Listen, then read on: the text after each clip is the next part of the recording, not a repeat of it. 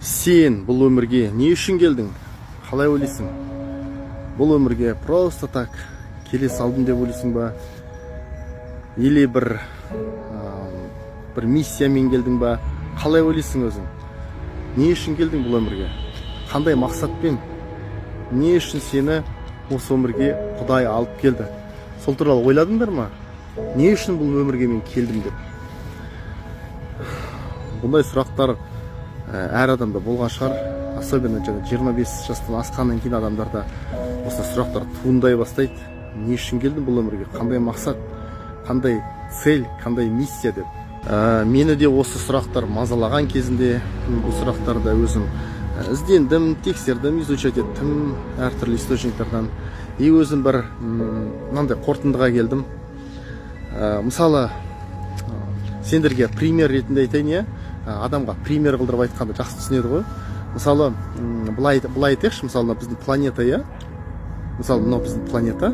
Бұл планетаны біз не сияқты қарайық қазір? Мысалы, бұл планета деген бір дәу машина, мысалы, Lexus 570 дәу машина, да?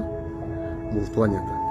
И сол дәу машинаға былай қарап тұрсаң, дәу джип, әдемі жаңағын автосалоннан шыққан, қарағанда көз, глаза радуется дейді ғой.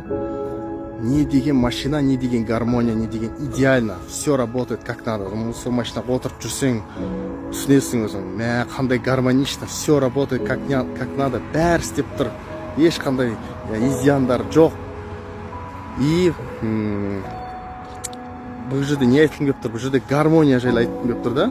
Соған қарасаң, ол машина неге гармонично жұмыс істеп тұр?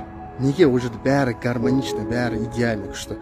Потому что оның Lexus'тың ішінде қаншама запчастьтер, қаншама болтик, қаншама шуруп, қаншама заттар бар оның идеальный қылдырып тұрған.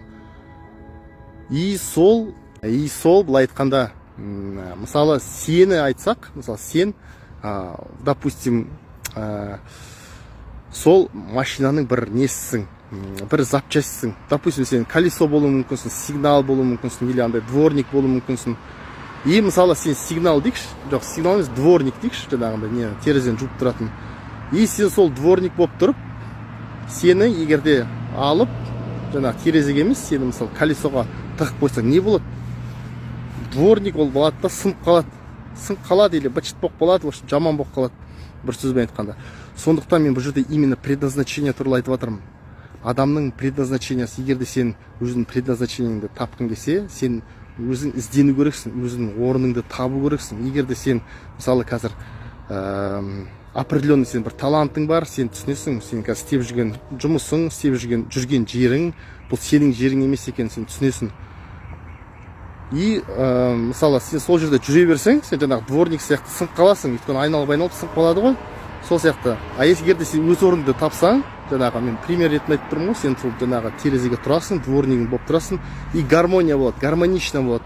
Бұл жерде мен айтқым келіп тұрған гармония. Сондықтан өмірлеріңде рахат, гармония болу үшін сендер өздерің орындарыңды табу керексіңдер, міндетті түрде. Ал табу үшін іздену керек, надо пробовать. Айтады ғой, не узнаешь, пока не попробуешь дейді ғой, сондықтан надо пробовать.